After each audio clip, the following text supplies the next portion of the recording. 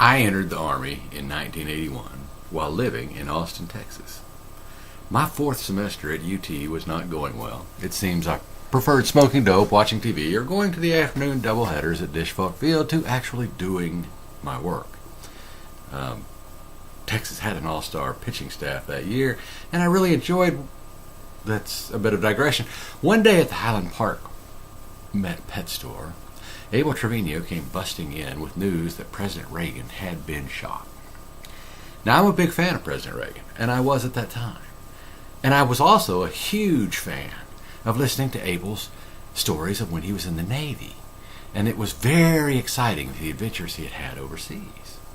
Well, I was doing very poorly in school today. I mentioned that at the time. Calculus was a little bit harder than I imagined, really kicking my ass, as a matter of fact. And the decision to join the Army that day in a flurry of patriotic activity sort of made itself, and it made itself in about 2 to 3 minutes. A quick trip to the recruiter's office, and I was on my way to the United States Army.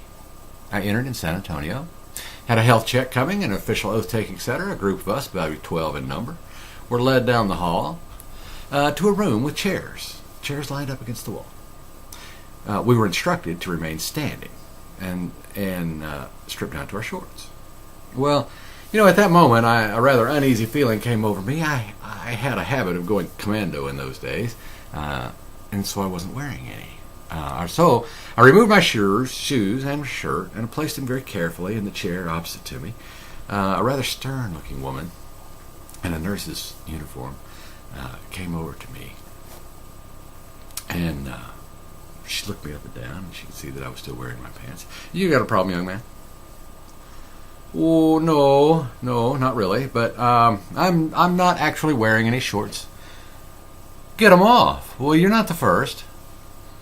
I thought about that. I stood there. There seemed little choice. I proceeded to remove my pants. I folded them carefully and deliberately, and I placed them in the chair in front of me. Apparently the chairs had been placed there for our clothing because clearly we were not going to get to sit in them. We remained standing in line. A couple of the fellows had boxer shorts on. The rest of them were standing rather nervously around there with their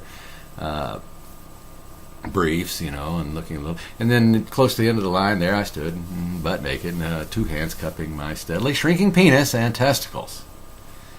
It was just about a couple minutes later, and I just started to relax a little bit, and I felt the moment might pass without further incident or insult or embarrassment when a young corporal came in, and he barked our very first command.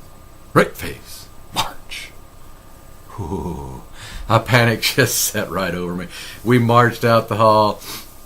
I passed the corporal. I thought he was going to bust out laughing, but he did manage to hang on to his dignity just a little bit, much more better than I was doing. First left, past the nurse's station, to the examination room. Our situation had just gone from bad to worse. I now realized we were marching directly between the open waiting area and the nurse's station. Now, it's unclear to me right this moment if I had ever known or ever will know a time in life in which my own genitals could shrink down to such a minuscule stature. There was one consolation to that state of affairs. I no longer required 2 hands to keep everything hidden in under wraps. I suffered various reactions that included shock, laughter, embarrassment, and the nurse who just slowly shook her head as I walked past. I ran this gauntlet, and I made the relative safety of examination room 2. Again, we stood in the line. Took a couple of minutes. My testicles did start to fall back out just a little bit.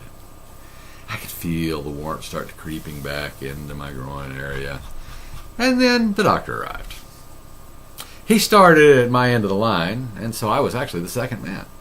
I was amazed at his efficiency. First, he squeezed my skirt over a hurry. I bent on over, checked things out, and hemorrhoid side all good. Stood 1 step back, looked right over, up and down in the eye with a slight smile. He says, "I guess you will remember the next time your mother tells you about wearing clean drawers." The rest of the story went just about as expected. I not only survived the experience, but I was now embarked on a very fine set of adventures as a private first class in the United States Army. And we will continue with those tales in the next video.